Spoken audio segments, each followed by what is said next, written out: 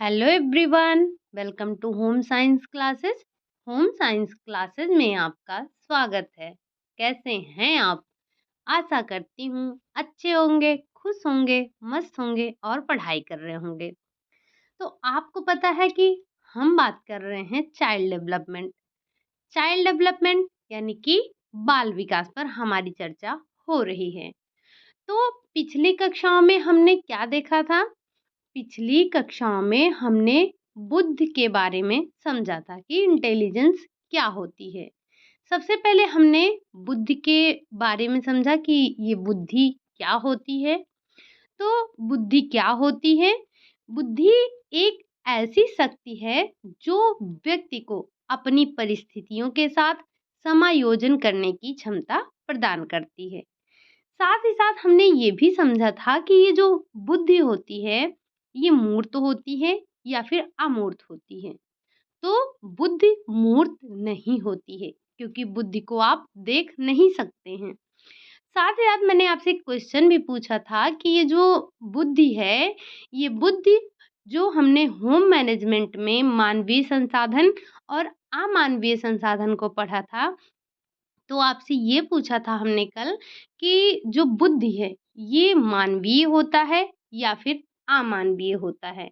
आप में से किसी ने भी आंसर नहीं दिया था। तो वही क्वेश्चन मैं आपसे दोबारा कर रही हूँ कि मुझे एक बार बताइए, जो बुद्धि होती है ये मानवीय होती है या फिर ये अमानवीय होती है? ठीक।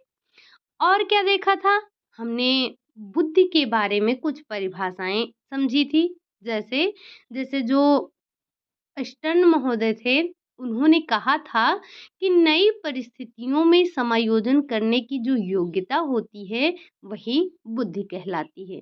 वहीं अगर बात करें टर्मन की, तो टर्मन ने क्या कहा? टर्मन ने कहा कि अमूर्त चिंतन की जो योग्यता है वही बुद्धि कहलाती है। ठीक।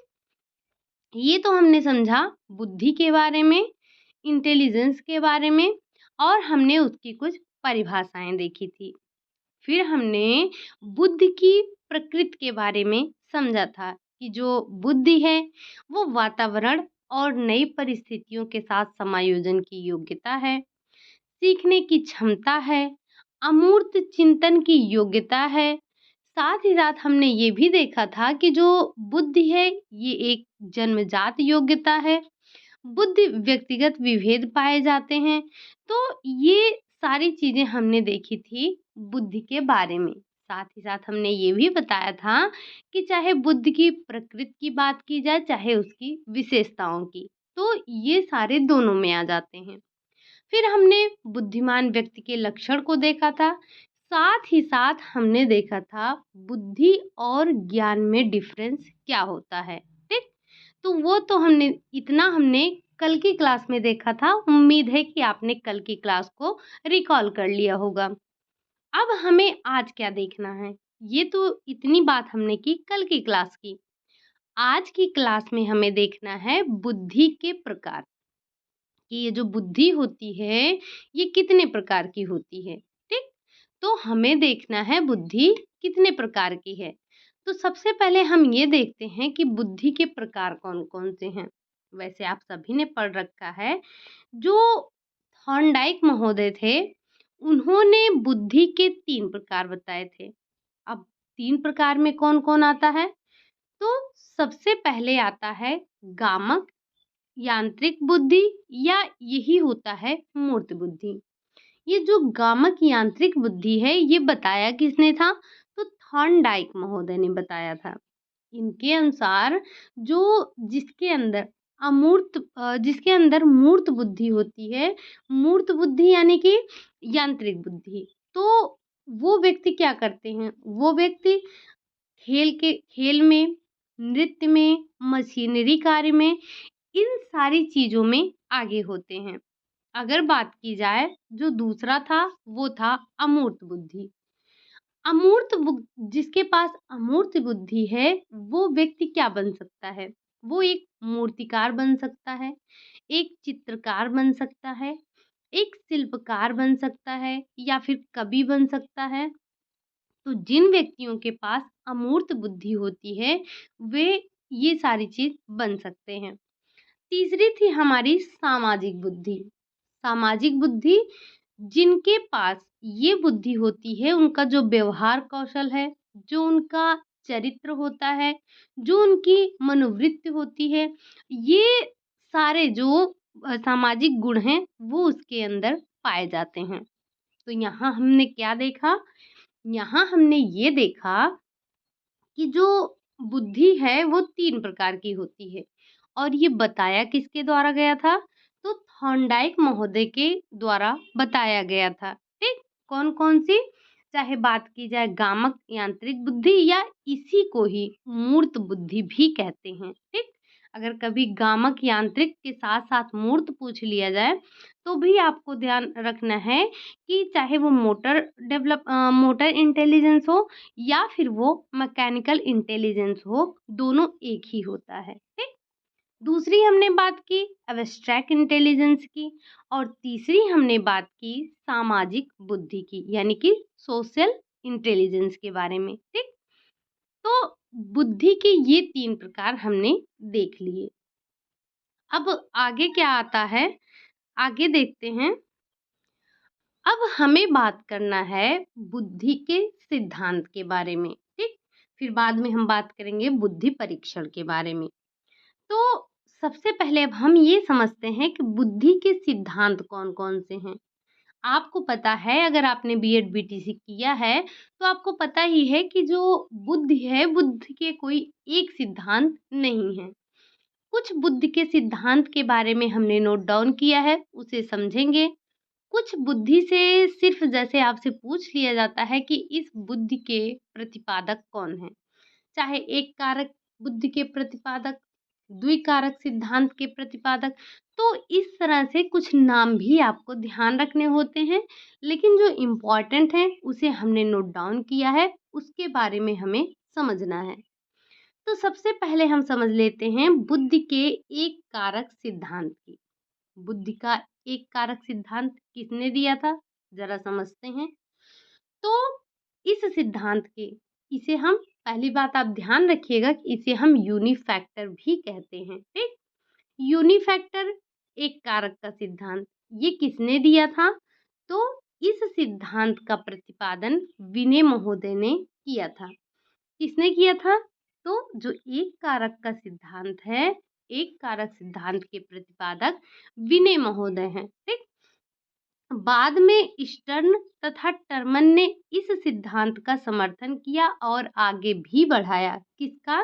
जो विनय महोदय ने एक कारक सिद्धांत दिया था, उसी एक कारक सिद्धांत को बाद में स्टर्न और टर्मन ने समर्थन किया और आगे बढ़ाया।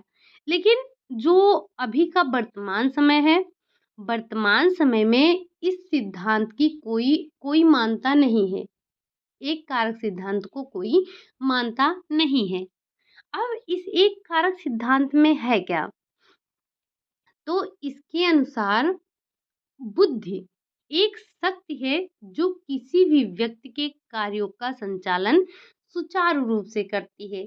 यानी कि बुद्धि वह है जो व्यक्ति के अंदर व्यक्ति के कार्यों का संचालन सुचारू रूप से करता है। जिस व्यक्ति के पास ये शक्ति होती है, वो सभी समस्याओं का समाधान आसानी से कर लेते हैं। यानी कि जिस व्यक्ति के पास बुद्धि होती है, वो उस बुद्धि से अपनी किसी भी समस्या हो, उसकी कोई भी समस्या हो, सारी समस्याओं का समाधान वो आसानी से कर लेता है। जो किसी कार्य का संचालन और उसका क्रियान्वयन किया जाता है, तो उसमें संपूर्ण बुद्धि क्रियाशील हो जाती है। ठीक? और इस प्रकार जो एक कारक सिद्धांत के प्रतिपादक बुद्धि को एक अविभाज्य और एकात्मक इकाई मानते हैं। तो आप क्या ध्यान रखेंगे? ये एकात्मक इकाई और अविभाज्य इकाई किसे माना जाता है? तो वो माना जाता है एक कारक सिद्धांत। यहाँ से आप इसके नाम को ध्यान रखेंगे। पहला एक कारक सिद्धांत यूनिफैक्टर थ्योरी, विनय के द्वारा प्रतिपादित किया गया सिद्धांत कौन सा था? साथ ही साथ एकात्मक इकाई कौन-सी है, अविभाज्य इकाई कौन-सी है। तो ये सारी बातें आपको ध्यान रखनी है किसके बारे में? एक कारक सिद्धांत के बारे में, ठीक? अब ये इन्होंने तो बता दिया कि जो बुद्धि है वो अविभाज्य है, इसे कोई विभाजित नहीं कर सकता है। लेकिन अब अगर हम बात करें द्विकारक सिद्धांत की, और ये द्विकारक सिद्धांत यानी कि टू फैक्टर थियरी जो है वो दिया किसने था? तो द्वि फैक्टर थियरी जो है या फिर द्विकारक जो सिद्धांत है, इसके प्रतिपादक स्पीयरमैन हैं। बहुत ही सिंपल सा क्वेश्चन पूछा जाता है कि द्विकारक सिद्धांत के प्रतिपादक कौन से हैं, या फिर एक कारक सिद्धांत के प्रतिपादक कौन हैं, समूह कारक सिद्धांत के प्रतिपादक कौन हैं। तो यहाँ से किसी भी तरह से आपसे क्वेश्चन पूछा जा सकता है। तो जो स्पीयरमैन थे, स्पीयरमैन ने बुद्धि को दो तत्वों का समूह बताया। अब वो जो दो तत्व हैं वो हैं कौन कौन से? तो इन्होंने बताया कि जो बुद्धि है वो दो तत्वों का समूह है। एक तो क्या है? एक सामान्य योग्यता है और दूसरा है विशिष्ट योग्यता। सामान्य योग्यता क्या है? तो सामान्य योग्यता में आपको ये ध्यान रखना है कि ये जन्मजात होता है। कैसा है? तो ये एक जन्मजात योग्यता होती है। अगर बात करें विशिष्ट की, तो जो विशिष्ट है ये स्वयं द्वारा अर्जित की जाने वाली योग्यता है। ये तो एक पॉइंट था जिसे हमें समझना था। तो जो स्पीयरमैन है, स्पीयरमैन के अनुसार सामान्य योग्यता ही क्या है? बुद्धि है। सामान्य योग्यता ही क्या है? बुद्धि है, जिसके द्वारा व्यक्ति सभी क्रियाओं, सभी प्रकार के जो कार्य होते हैं यानी कि जो मानसिक कार्य होते हैं उसको करता है, और ये योग्यता उसे जीवन के प्रत्येक क्षेत्र में सहायता पहुंचाती है। यानी कि जो सामान्य योग्यता है वो व्यक्ति के जीवन में हर तरफ से उसको हर क्षेत्र में सहायता पहुंचाती है। लेकिन जो इन्होंने विशिष्ट योग्यता की बात की, विशिष्ट मान्यता वह योग्यता है जो जीवन के विशिष्ट क्षेत्र में संबंधित होता है। जैसे कोई व्यक्ति है, वो चित्रकार है, तो उसकी चित्रकारी की योग्यता इसकी विशिष्ट योग्यता हो जाती है, क्योंकि ये केवल चित्रकला के क्षेत्र में ही सहायता पहुंचा सकती है, अन्य किसी क्षेत्र में नहीं पहुंचाती है। किसी भी व्यक्ति में एक विशिष्ट योग्यता जो है, किसी भी व्यक्ति में एक विशिष्ट योग्यता हो सकती है और वो एक से अधिक हो सकती है। ऐसा नहीं है कि कोई अगर चित्रकारी कर रहा है तो उसके पास सिर्फ चित्रकारी की कला हो सकती है। हो सकता है कोई व्यक्ति है जो चित्रकार भी है, अच्छा, अच्छा पेंटर भी है, साथ ही साथ वो एक अच्छा कुक भी है, वो अच्छा खाना भी बनाता है। तो ऐसा नहीं है कि अगर किसी व्यक्ति के पास विशिष्ट बुद्धि है तो वो उसकी सिर्फ एक ही क्षेत्र में पहुंच होगी, वो कई क्षेत्रों में भी हो सकता है। आप ही में से कितने लोग एक अच्छे शिक्षक हैं, बहुत अच्छे शिक्षक हैं, और बहुत अच्छी माताएं भी हैं, साथ ही साथ बहुत अच्छा खाना भी बनाती हैं। तो जो ये विशिष्ट बुद्धि होती है, ये सिर्फ किसी एक क्षेत्र में नहीं होती है, बल्कि इसके कई क्षेत्र हो सकते हैं, ठीक? तो ये योग्यता व्यक्तित्व के विकास में सहायक होती है। जो स्पीयरमैन है, स्पीयरमैन के अनुसार किसी भी व्यक्ति में जितनी अधिक सामान्य योग्यता होती है, वो उतना ही अधिक बुद्धिमान होता है। और ये जो सामान्य योग्यता है, ये जन्मजात होती है। तो हमने पहले ही देख लिया कि जो सामान्य योग्यता है, ये क्या है? तो ये जन्मजात होती है, ठीक? सभी बुद्धिमान व्यक्तियों में ये योग्यता देखने को मिलती है।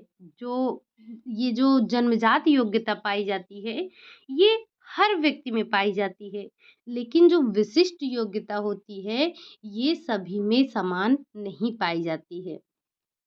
सभी व्यक्तियों में ये योग्यता पाई जाती है, लेकिन सभी व्यक्तियों में इसकी जो मात्रा होती है वो समान नहीं होती है, ठीक? तो जो सामान्य योग्यता है, ये तो सभी के अंदर होती है, लेकिन जो विशिष्ट योग्यता है, ये अर्जित करना पड़ता है, व्यक्ति को मेहनत करके इसे हासिल करना पड़ता है, ठीक? अब ऐसा तो नहीं है कि बैठे-बैठे ही कोई खाना बनाना सीख जाएगा या कोई बैठे-बैठे ही एक अच्छा अध्यापक बन जाएगा। उसके लिए उसको मेहनत करना पड़ेगा, उसको चीज़ों को अर्जित करना पड़ेगा। तो जो चीज़ें आप अर्जित करते हैं, जिस भी क्षेत्र में जो ज्ञान अर्जित करते हैं, वो विशिष्ट योग्यता कहलाती है। बाकी जो सामान्य योग्यता है, ये जन्मजात होती है और सभी लोगों में पाई जाती है। ठीक? ये हमने बुद्ध के 2 सिद्धांत देख लिए। कौन-कौन सा? एक कारक का सिद्धांत और द्विकारक का सिद्धांत। एक कारक सिद्धांत के प्रतिपादक बिने महोदय हैं और दो कारक सिद्धांत के प्रतिपादक स्पीयरमैन हैं। ध्यान रखिएगा, इन्होंने दो प्रकार की योग्यताओं के बारे में बात की थी। एक बात की इन्होंने सामान्य और दूसरा बात किया विशिष्ट। अब जो अगला सिद्धांत है वो किसका है? तो तीसरा सिद्धांत जो है वो समूह कारक का सिद्धांत है। समूह कारक का सिद्धांत, ग्रुप फैक्टर थ्योरी। ठीक? अब ये समूह कारक सिद्धांत के प्रतिपादक कौन है, जरा हम इन्हें भी देख लेते हैं। तो जो इस सिद्धांत के प्रतिपादक हैं वो हैं थर्स्टन महोदय। थर्स्टन महोदय किस सिद्धांत के प्रतिपादक हैं? तो ये हैं समूह कारक सिद्धांत के प्रतिपादक। उन्हें इस क्षेत्र में इस सिद्धांत को अंतरराष्ट्रीय प्रसिद्धि और ख्याति मिली थी। किसको? स्टर्न महोदय को, जो इन्होंने समूह कारक सिद्धांत दिया था।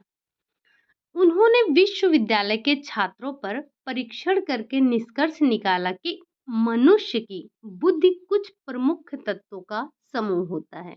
इन्होंने बताया, जब इन्होंने विश्वविद्यालय के छात्रों पर और जो है वहाँ पे जो छात्र और छात्राएं थे उनका परीक्षण किया और इन्होंने निष्कर्ष निकाला कि जो बुद्धि है, बुद्धि कुछ प्रमुख तत्वों का समूह होता है।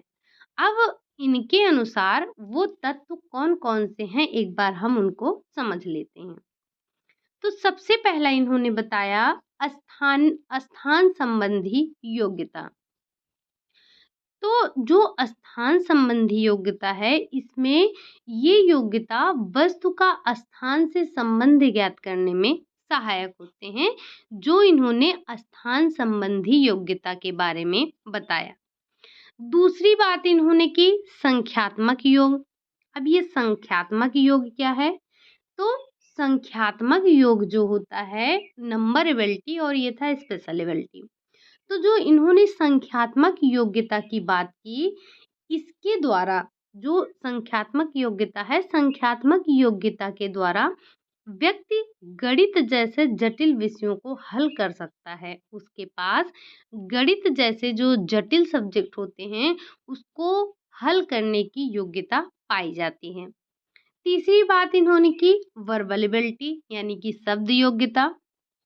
शब्द योग्यता, आप इन शब्दों के माध्यम से ही समझ सकते हैं कि जो थर्स्टन महोदय थे, उन्होंने किस-किस के बारे में बात की। तो जो इन्होंने शब्द योग्यता की बात की, इसके द्वारा व्यक्ति अपने विचारों को प्रकट करता है और दूसरों के विचारों को भी ग्रहण करता है। तो जिसके पास वर्बल एबिलिटी होती है, वो क्या करता है? वो दूसरों के विचारों को, वो अपने विचार जो होते हैं उसको प्रकट करता है और जो दूसरों के विचार होते हैं उनको भी ग्रहण करता है। अगली है शब्द प्रवाह योग्यता। शब्द प्रवाह योग्यता ये क्या होता है? तो इसके द्वारा, जो शब्द प्रवाह योग्यता है, इसके द्वारा व्यक्ति मस्तिष्क में विभिन्न जो समस्याओं का विचार करता है और तर्क द्वारा उचित निर्णय लेता है और फिर उपयुक्त शब्दों के द्वारा उन्हें प्रकट कहता है। इसे प्राणी का भाषा विकास कह सकते हैं।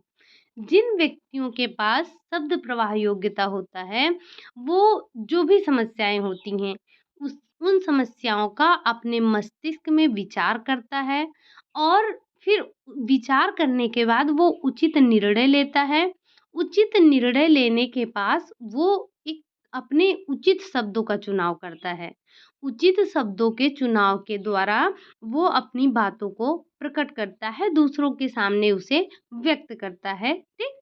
तो ये जिस व्यक्ति के अंदर होता है, यही जो शब्द प्रवाह है, ये व्यक्ति का क्या कहलाता है? ये व्यक्ति का भाषा विकास कहलाता है, ठीक? अगली बात करेंगे हम स्मृति की योग्यता। मेमोरीबिलिटी क्या है? तो स्मृति योग्यता जिसके पास जिस व्यक्ति के पास स्मृति योग्यता है, इसके द्वारा व्यक्ति जो विभिन्न सूचनाएँ हैं, उसको अपने मस्तिष्क में ग्रहण करता है, धारण करता है, ठीक? जैसे अब अगर किसी के पास स्मृति नहीं है, स्मृति की योग्यता नहीं है, तो वो चीज़ों को भूल जाएगा। लेकिन जिसकी स्मृति है, अब जैसे हम ही लोग हैं, अगर हमारे पास स्मृति ना हो, तो हमने 5 ब्रांच पढ़ने होते हैं। हमने अभी तक 4 ब्रांच पढ़ लिया है और हम पढ़ रहे हैं अपने 5वें ब्रांच को। तो क्या हम सारी चीज़ों को भूल गए हैं पीछे वाला? नहीं, हमें वो भी याद है।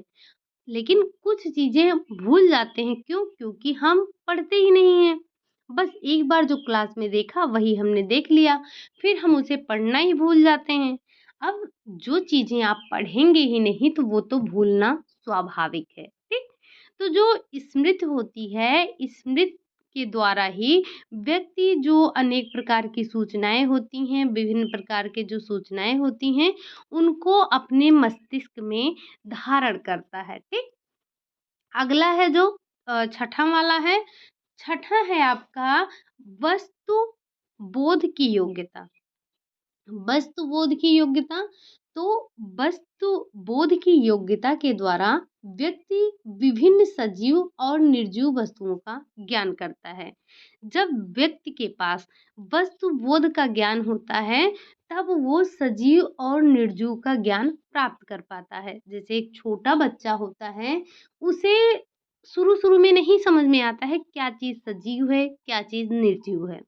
जैसे वो अगर ज़मीन पर गिर जाता है, उसे चोट लग जाती है, तो जो माता-पिता हैं या फैमिली में जिसके साथ रह रहा है, तो वो ज़मीन को जब मार देते हैं, तो वो बच्चा खुश हो जाता है। उसको क्या लगता है कि इसको भी चोट लग गई है। या बच्चा आ रहा है, खेलते-खेलते उसे दीवार लग गई, दरवाज़ा लग गया, कुछ भी लग गया, कोई भी जैसे टेबल वग़ैरह रखा है, तो ये सारी चीज़ें लग जाती हैं।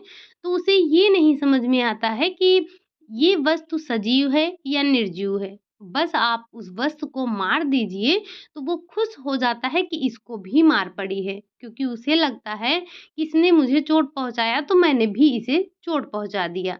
उसके अंदर वस्तु बोध नहीं होता है, वस्तु बोध की योग्यता नहीं पाई जाती है। तो जिन व्यक्तियों के पास वस्तु बोध का ज्ञान होता है, वो जो विभिन्न सजीव और निर्जीव वस्तुएँ हैं, उनका ज्ञान उनको प्राप्त होता है, ठीक? अगला है, लास्ट है तर्क की योग्यता। तो जो इन्होंने थर्स्टन महोदय ने 7वां बताया था समूह, वो क्या था? तो वो था तर्क की योग्यता, यानी कि जो रीज़निंग एबिलिटी होती है, उसके बारे में बात की। इस योग्यता के द्वारा व्यक्ति अपने अनुभवों के आधार पर समस्याओं का समाधान अधिक शुद्धता के साथ करता है। इसे तर्क क्षमता का विकास होता है। जो व्यक्ति अपने अनुभवों के आधार पर समस्याओं का समाधान अधिक शुद्ध रूप से करते हैं, तो उनके अंदर जो तर्क की क्षमता होती है, उसका विकास होता है। ठीक? तो इस तरह से थर्स्टन ने 7 योग्यताओं के समूह को बुद्धि माना था। अब वो 7 योग्यताएँ हैं कौन? एक बार हम फिर से समझ लेते हैं कि वो 7 योग्यताएँ हैं कौन? सबसे पहले इन्होंने बात की स्थान संबंधी योग्यता की, दूसरी बात इन्होंने की संख्यात्मक योग्यता की, तीसरी बात इन्होंने की शब्द योग्यता की, चौथी बात इन्होंने की शब्द प्रवाह योग्यता की, पाँचवीं बात इन्होंने की स्मृति की योग्यता की, छठी बात इन्होंने की वस्तु बोध की योग्यता की और सातवीं बात की इन्होंने तर्क की योग्यता की। तो ये सातों योग्यताओं का जो समूह होता है, ये जो 7 योग्यताएँ हैं, इन्हीं सातों योग्यताओं का जो समूह होता है, वही बुद्धि कहलाती है। किसके अनुसार? तो ये हस्टर्न महोदय के अनुसार, ठीक? अलग-अलग विद्वानों ने बुद्धि को अलग-अलग तरह से परिभाषित किया था, ठीक? तो अब हम बात कर लेते हैं अपने अगले बुद्धि के सिद्धांत को, जो है बहुतत्व सिद्धांत। बहुतत्व यानी कि मल्टी फैक्टर थियरी जो थी, इसके बारे में बात किसने की? तो मल्टी फैक्टर थियरी के बारे में थॉर्नडाइक महोदय ने बात की।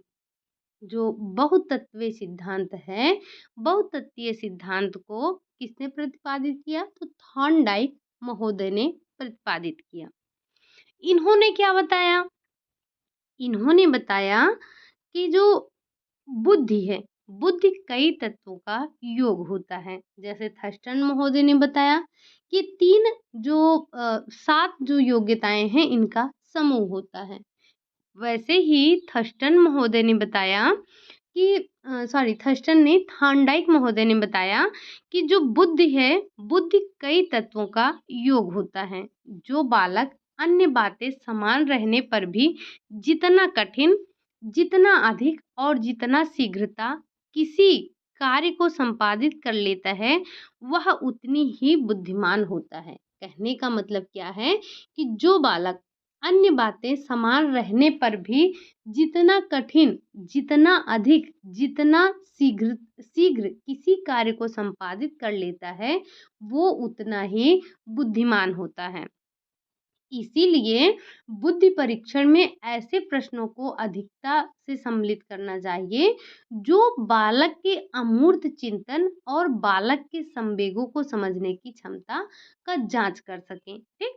तो हमें जो बुद्धि परीक्षण आप आगे पढ़ेंगे, बुद्धि परीक्षण के बारे में, तो जो बुद्धि परीक्षण किया जाता है, उसमें हमें ऐसे प्रश्नों को सम्मिलित करना चाहिए, जो बालक के अमूर्त चिंतन, जो बालक के संकेतों को समझने की क्षमता की जांच करते हैं। ऐसे प्रश्नों को हमें समाहित करना चाहिए।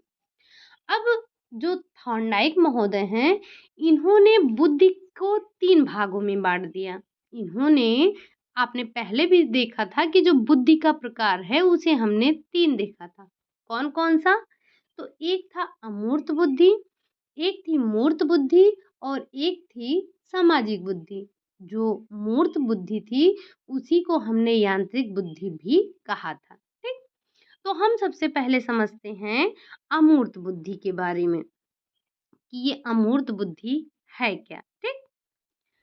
अमूर्त बुद्धि, तो व्यक्ति की अमूर्त बुद्धि वो मानसिक योग्यता व शक्ति है जो अमूर्त प्रश्नों का उचित समाधान, चिंतन और मनन के माध्यम से करती है। तो जो अमूर्त बुद्धि है, ये अमूर्त बुद्धि मानसिक योग्यता है, या फिर इसे हम कह सकते हैं ये एक मानसिक शक्ति है, जो अमूर्त प्रश्नों का उचित समाधान, चिंतन और मनन करती है। तो जो सभी कलाकार, जैसे जैसे वो चित्रकार हुए, मूर्तिकार हुए, शिल्पकार हुए, संगीतज्ञ हुए, साहित्यकार हुए और जो कवि हैं, इस प्रकार की बुद्धि के माध्यम से अपने जो भाव हैं, अपने भावों की अभिव्यक्ति करते हैं। तो जो जिनके पास कौन-सी बुद्धि होती है? अमूर्त बुद्धि होती है।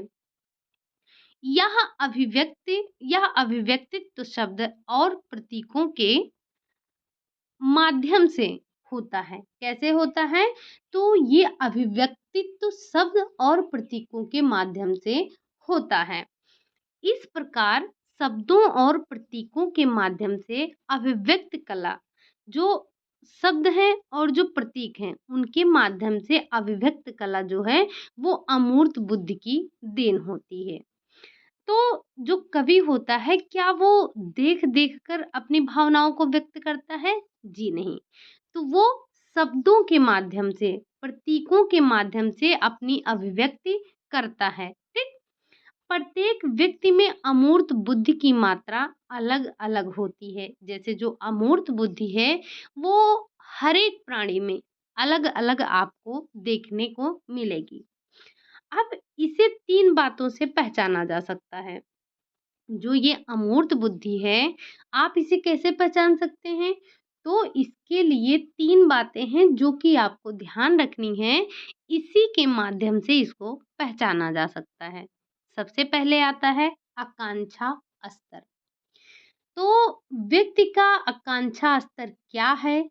इस बात से उसकी जो अमूर्त बुद्धि है, अमूर्त बुद्धि का ज्ञान मिलता है हमें।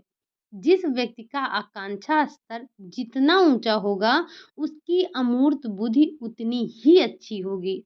जो व्यक्ति अमूर्त चीजों को जितने अच्छे से सोच सकता है, जितने अच्छे से कर सकता है, उसकी जो बुद्धि होगी वो उतनी ही, उसकी जो अमूर्त बुद्धि होगी, यहाँ हम अभी अमूर्त बुद्धि की बात कर रहे हैं, तो उसकी अमूर्त बुद्धि उतनी ही अच्छी होगी। ठीक। अगला बात करें हम विभिन्न कार्यों में रुचि रखना। तो जो व्यक्ति अपने एक ही कार्य से संतुष्ट नहीं होते हैं और व्यक्ति नए-नए कार्यों में लगा रहता है, उसकी अमूर्त बुद्धि जो होती है, वो उतनी ही अधिक होती है। अमूर्त बुद्धि की अधिक जो अमूर्त बुद्धि है, इसकी अधिकता वाले व्यक्ति नित नए क्या करते हैं, नए-नए आविष्कार करते रहते हैं। क्योंकि उनको अपने एक कार्य से संतुष्टि नहीं मिलती है, तो वो नए-नए खोज, नए-नए आविष्कार करते रहते हैं। और जो अगला है वो है कार्य की गति, कार्य करने की गति। तो व्यक्ति की क्रियाशीलता और कार्य करने की जो गति है, उसकी अमूर्त बुद्धि का निर्धारण करती है। जो व्यक्ति जितना अधिक शीघ्रता से समस्याओं के हल को सोचकर कार्य को संपादित करता है, उसकी जो अमूर्त बुद्धि होती है, वो उतनी ही अच्छी होती है। तो ये अमूर्त बुद्धि वालों की पहचान है। ये तीनों क्या होते हैं? तो ये तीनों ही अमूर्त बुद्धि वाले व्यक्ति की पहचान होते हैं।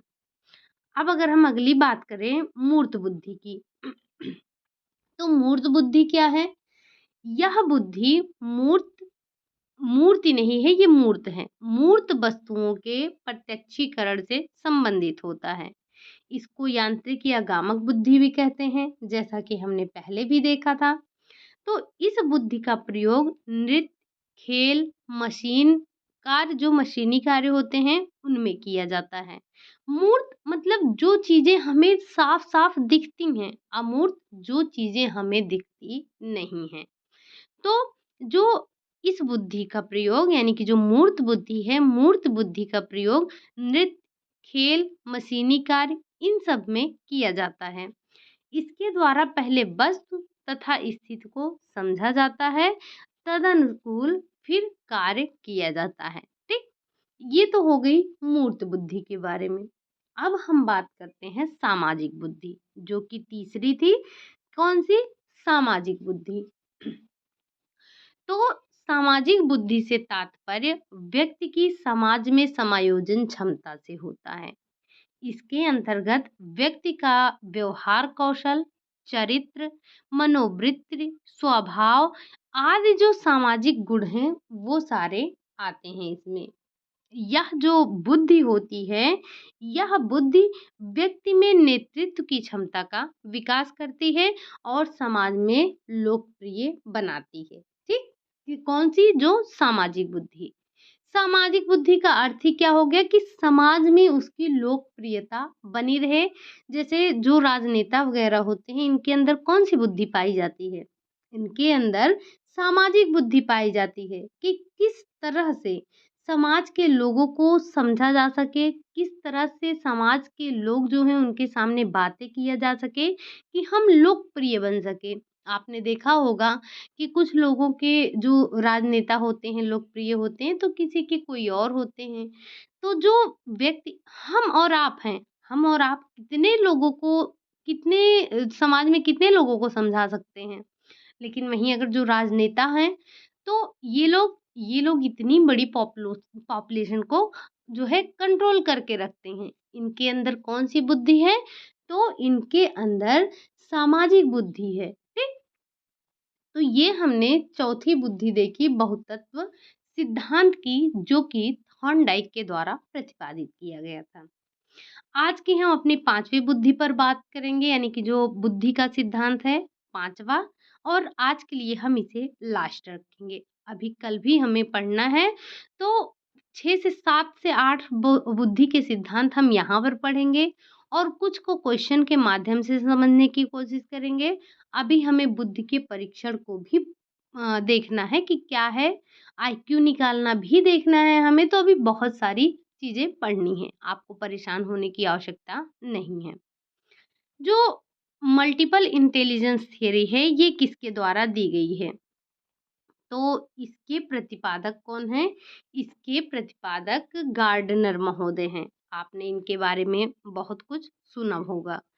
तो इन्होंने, जो गार्डनर महोदय हैं, इन्होंने बताया कि बुद्धि का स्वरूप एकाकी ना होकर बहुप्रकारीय है।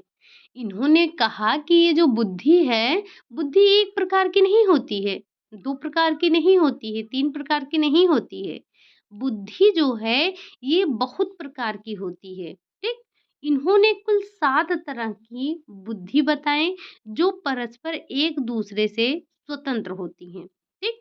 जो इन्होंने ये बताया कि जो बुद्धि होती है, वो कुल मिलाकर 7 प्रकार की होती हैं। और इन्होंने ये भी बताया कि जो बुद्धि है, एक दूसरे से परस्पर स्वतंत्र होती हैं तथा प्रत्येक की क्रियाशील होने का ढंग भी अलग-अलग होता है। तो ये जो गार्डनर महोदय हैं, इन्होंने भी बुद्धि को 7 प्रकार बताया। हालाँकि इनकी खोज जारी थी और पुस्तकों में भी जो नई-नई पुस्तकें आई हैं, उनमें आप देखेंगे कुछ और भी ऐड हो चुकी हैं। तो हालाँकि इन्होंने 7 बताई थी, जो आपकी बुक में है, तो वहाँ पर 7 था, जो हमने बीएड वगैरह में पढ़ रखा था। लेकिन आप जब नेट पर देखेंगे तो 8 मिलेगा, तो मैंने 8वाँ भी यहाँ पर ऐड कर दिया है। ठीक? तो जो बुद्धि इन्होंने बताई वो मुख्यतः 7 बताई। अब वो 8वीं कौन-सी जुड़ी है, वो भी ज़रा ध्यान रख लीजिएगा, हम लास्ट में उसकी चर्चा करेंगे। तो सबसे पहले हम यहाँ पर आपको 2 पॉइंट आज नोट करना है, ठीक? उस 2 पॉइंट को आप नोट डाउन कर लीजिएगा और ये कई बार टेट हुआ, सीटेट हुआ और कई एग्ज़ामों में आपसे पूछा भी गया है। लोग कन्फ्यूज़ भी होते हैं, गलत भी अच्छे से करते हैं, ठीक? तो सबसे पहले हम समझते हैं भाषाई बुद्धि। भाषाई बुद्धि, ये जो लिंग्विस्टिक इंटेलिजेंस है, ये क्या होता है? तो जो जिन व्यक्तियों के पास ये भाषाई बुद्धि होती है, ऐसे व्यक्ति लिखते और बोलते समय शब्दों का अच्छी तरह से उपयोग करने में सक्षम होते हैं। ये लोग कहानी लिखने में अच्छे होते हैं। जैसे कहानी तो बहुत लोगों को पता होती है, बहुत सारी कहानी। लेकिन जब आप कहानी लिखते हैं, तो उसमें आपको ऐसे शब्दों का चुनाव करना होता है जो पढ़ने वाले को समझ भी आए, आसान भी हो और समझना-समझाना दोनों आसान हो। जैसे कभी कॉम्पिटिशन होता है एस्से वगैरह लिखाने का, जब आप स्कूल में रहे होंगे, कॉलेज में रहे होंगे, तो ये चीज़ आपने देखी होगी, जब एस्से आता है लिखने को तो कुछ बच्चे चीज़ें दोनों लोग वही लिखते हैं। लेकिन कुछ बच्चे ऐसे शब्दों का चुनाव करते हैं जो एग्जामिनर के मन को मोह लेते हैं, ठीक? तो उनको उनके जो शब्द होते हैं वो बहुत अच्छे लगते हैं। बातें आपने भी वही कही है और अगले व्यक्ति ने भी वही कही है। लेकिन जो उसमें भाषाई बुद्धि है, वो भाषाई बुद्धि उसकी ज़्यादा अच्छी है। उसने शब्दों का जो चुनाव किया था, वो एक बेहतर शब्दों का चुनाव किया था, जिससे उसकी कहानी पढ़ने वाले को अच्छे से वो पढ़ भी रहा था, समझ भी रहा था, ठीक? तो ऐसे लोग कहानी लिखने वाले होते हैं। अगर हम दूसरी बात करें कि तार्किक गणितीय संबंधी योग्यता, तो ये क्या होता है? तार्कीय गणितीय संबंधी योग्यता, तो ऐसे व्यक्ति जिनके पास तार्किक गणित संबंधी योग्यता होती है, ऐसे व्यक्ति तर्क करना, पैटर्न को पहचानने और तार्किक रूप से समस्याओं का विश्लेषण करने में अच्छे होते हैं। तो जिनके पास ये तार्किक गुण होता है, वो क्या होते हैं?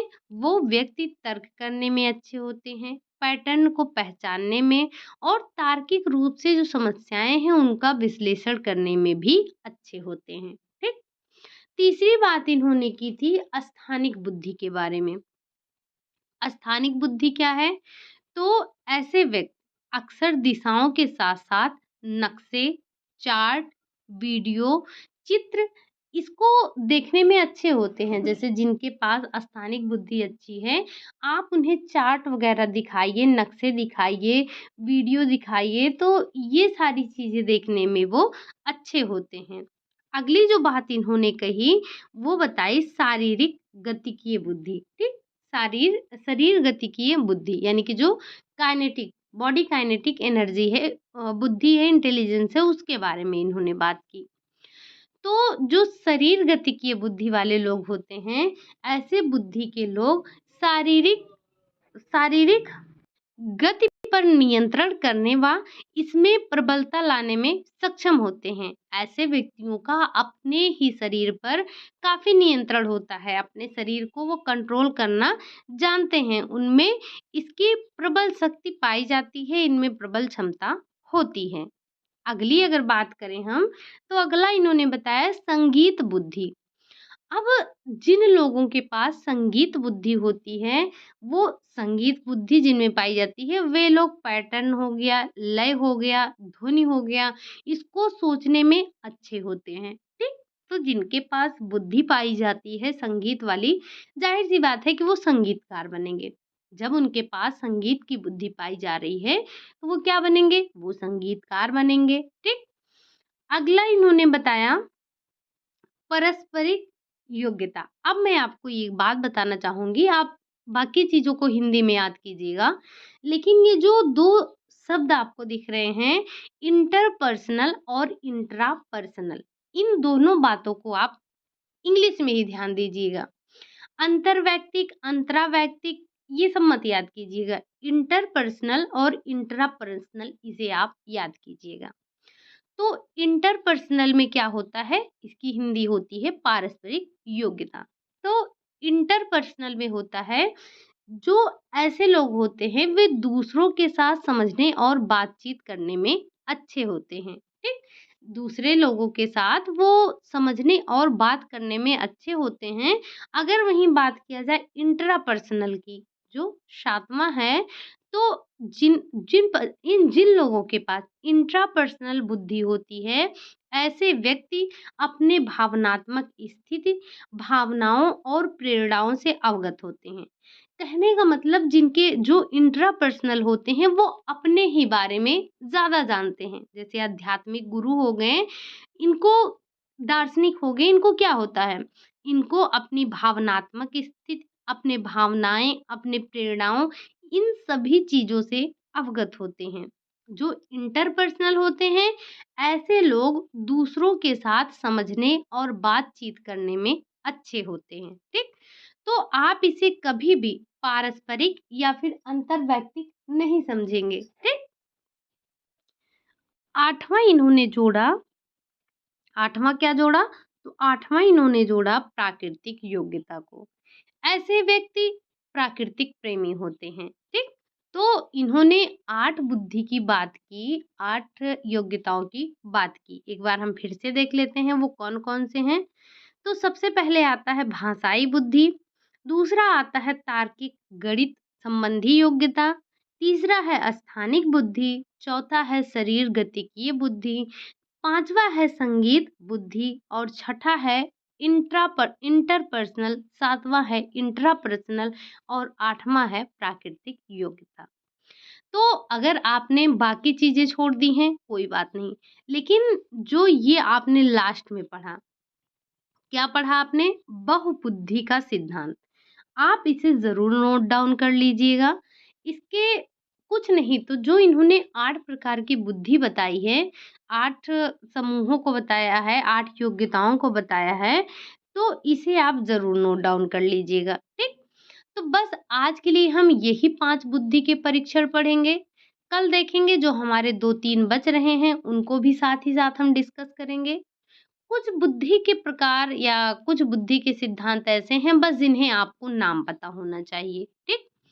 तो ये आपने देखा बुद्धि के प्रकार, सॉरी सिद्धांत देखा। आज हमने बुद्धि के 5 सिद्धांत देख लिए। अब जो भी बचे हैं उसको हम कल डिस्कस करेंगे। अभी इसका एक पार्ट कल हुआ था, एक आज हो रहा है। अभी 1 से 2 क्लास और इसकी होगी। तो किसी भी क्लास को मिस मत कीजिएगा। बुद्धि चैप्टर आपके लिए बहुत इम्पोर्टेंट है, ठीक? तो जो ये बुद्धि है, अब ऐसा नहीं है कि आपकी किसी बुक में आपने मान लिया नीता अग्रवाल मैम की बुक ले ली या डॉक्टर वृंदा सिंह मैम की बुक ले ली, उसमें नहीं है, तो आप जाके कहीं और से बुद्धि खोजने के लिए कोई और बुक ले लेंगे। आपको परेशान होने की ज़रूरत नहीं है। जो आपने एक बुक ली है, मैं आपको फिर से बोल रही हूँ कि आपके लिए एक बुक लेना कंपल्सरी है। एक बुक में सारी चीज़ें नहीं मिलेंगी। एक बुक में आप 2 बुक ले लेंगे तब भी 2 बुक में आपको सारी चीज़ें नहीं मिलेंगी। लेकिन एक बुक से बहुत सारी चीज़ें आपको मिलेंगी। सारी चीज़ें तो नहीं, लेकिन बहुत सारी चीज़ें ज़रूर मिलेंगी। कुछ कुछ टॉपिक रह जाते हैं जो सब बुक में नहीं होते हैं, तो उसके लिए आपको अलग-अलग बुक लेना होता है, लेकिन आप कितना बुक पढ़ेंगे? तो जो आपकी बुक में नहीं है, मैं उसे कहीं न कहीं से खोज के पढ़ाने की कोशिश ज़रूर करती हूँ। तो अगर आपके पास चाहे नीता अग्रवाल मैम की बुक है, चाहे आपके पास डॉक्टर वृंदा सिंह मैम की बुक है, आप उसी से पढ़िए, परेशान होने की आवश्यकता नहीं है। मैं आपको फिर से बता रही हूँ कि सारी चीज़ें आपको एक बुक में नहीं मिल पाएँगी। मेरे पास 2 बुक है, तब भी नहीं है सारी चीज़ें। तो आपके पास अगर एक बुक है तो उसी को पढ़िए, बार-बार पढ़िए, ज़रूरत नहीं है 4 बुक लेने की, ठीक? सारी चीज़ें नहीं मिलेंगी लेकिन बहुत सारी चीज़ें आपको एक ही बुक से मिल जाएँगी, ठीक? तो बस आज के लिए हम यही इतना रखते हैं। क्लास आपको कैसी लगी? अगर अच्छी हो तो लाइक कर दीजिएगा, चैनल को सब्सक्राइब भी कर लीजिएगा, साथ ही साथ कमेंट भी कर दीजिएगा। वैसे सच बताऊँ तो आजकल ना क्लास आप लोग की करने का मन नहीं करता है। क्योंकि जब आप लोग क्लासेस देखते नहीं हो, कमेंट करते नहीं हो, तो मुझे लगता है कि मैं ये चीज़ें फालतू का कर रही हूँ, आपको आवश्यकता नहीं है। लेकिन अगर आप लाइक कर देंगे, चैनल को सब्सक्राइब कर लेंगे, कमेंट कर देंगे, 2-4 लोगों के पास शेयर कर देंगे, तो उनकी भी मदद हो जाएगी, जो लोग ये पेड कोर्स नहीं ले पाते हैं। तो जब सारी चीज़ें आपको फ्री में अवेलेबल हैं, तो आपको इसका फ़ायदा उठाना चाहिए, ठीक? चलिए आज के लिए यही इतना रखते हैं। मिलते हैं नेक्स्ट क्लास में, तब तक के लिए बाय बाय, टेक केयर।